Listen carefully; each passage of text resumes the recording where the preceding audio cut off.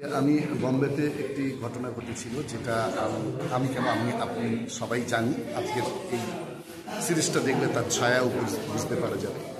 সেটা আমাকে ভীষণভাবে শকিং করে এবং আমার মনে হয় যে ফলোয়ার্সের পিছনে যেভাবে মানুষ দৌড়চ্ছে, যেভাবে মোবাইল ইউজ নিশ্চয়ই করবে, কিন্তু সেক্ষেত্রে ফলোয়ার্সের পিছনে যেভাবে মানুষ দৌড়চ্ছে তাতে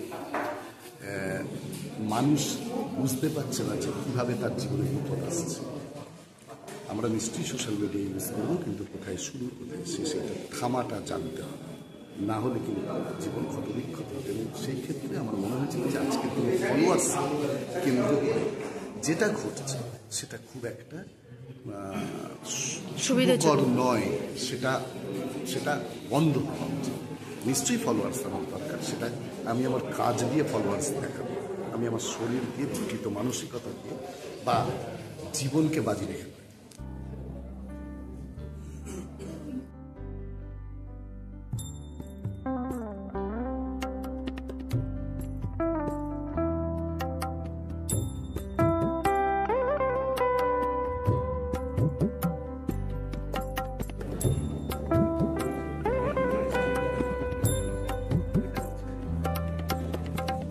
সবাইকে বলবো অসংখ্য অসংখ্য ধন্যবাদ আজকে এখানে এসে উপস্থিত হওয়ার জন্য।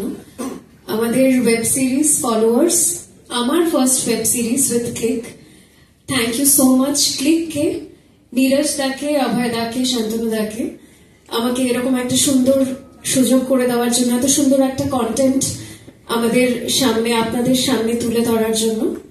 তো আশা করি কন্টেন্টটা ভীষণ রিলেটেবল, ভীষণভাবে আজকের দিনের কন্টেন্ট, তো আপনাদের সবার ভীষণ ভালো লাগবে, ভীষণ ইন্টারেস্টিং লাগবে।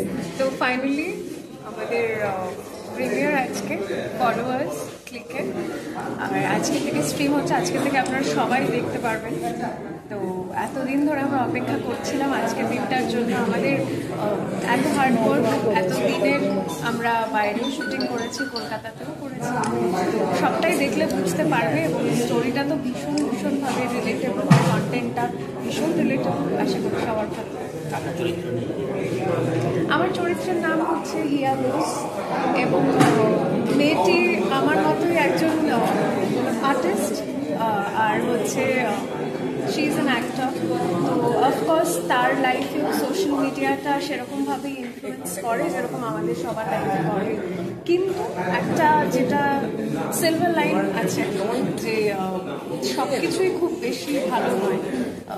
তো সেই ফলোয়ার্স নিয়ে তার জীবনে কি হয়, এবং সেটা যখন প্রচণ্ডভাবে ইচ্ছে হয় যে ফলোয়ার্স আমার ভীষণ বাড়লে ভালো হয়, সেটার জন্য অনেক কিছু সে করে এবং তার ফল কি হয় সেটা আমাদের সবার জীবনে, সেটাও ভীষণভাবে রেলেভেন্ট। তো আশা করছি এই মেসেজটা আমাদের দ্বারা তোমাদের কাছে খুব ভালোভাবে পৌঁছে যাবে, সেটাই আমরা চাই।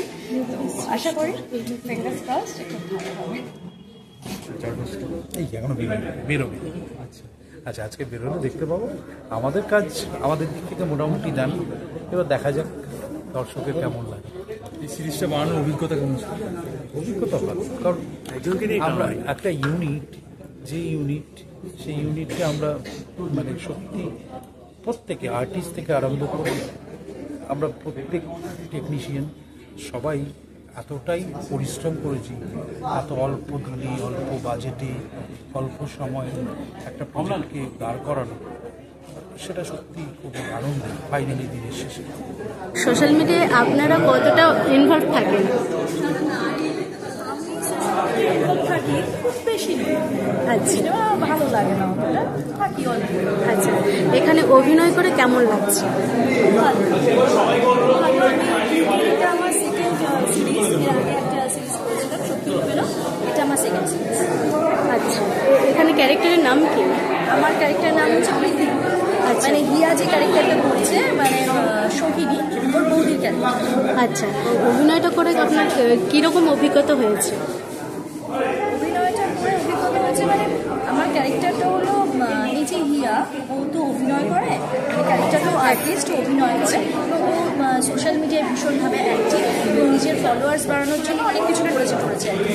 আমরা একটু মানে আমাদের ফ্যামিলিটা একটু মফস্বলে আমরা থাকি, তো আমরা এই বিষয়টাকে খুব একটা পছন্দ করি না, এইরকম আর কি। আচ্ছা, মানে গ্রামাঞ্চলে যেটা ঘটে আর কি। মানে এই বিষয়গুলোকে খুব একটা ভালো চোখে দেখে না, পছন্দ করি না এরকম। আচ্ছা আচ্ছা, মানে দর্শকদের উদ্দেশ্যে যদি কিছু বলেন। আসলে এই গল্পটা ভীষণভাবে সময় উপযোগী গল্প।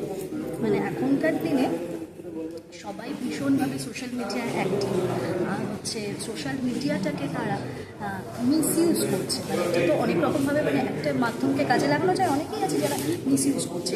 ফলোয়ার্স বাড়ানোর জন্য লোকে যাতে বেশি করে দেখে, ভিউজ বেশি হয়, মানুষ বেশি করে চেনে, সেটার জন্য এমন এমন কিছু পদক্ষেপ তারা নিচ্ছে। এরকম তো আমরা আচ্ছারি দেখছি, প্রায় এরকম ঘটনা অনেক কিছুই আমরা শুনছি, খবরে দেখছি, যেগুলো যে পন্থাগুলো তারা অবলম্বন করছে ফলোয়ার্স বাড়ানোর জন্য, সেগুলো কতটা ভয়ঙ্কর এবং মারাত্মক হতে পারে সেইটাই তুলে ধরা হয়েছে। আচ্ছা।